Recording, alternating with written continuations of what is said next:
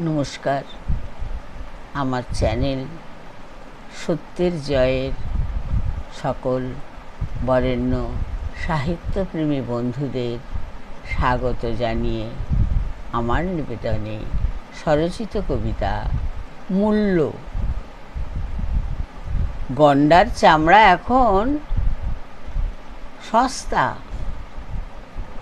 লাল চোখ আর দাঁতের শাড়ি, কথা নাপানো আর কাঁপানো, মুরকি আশায় চলা, যখন যেমন তখন তেমন।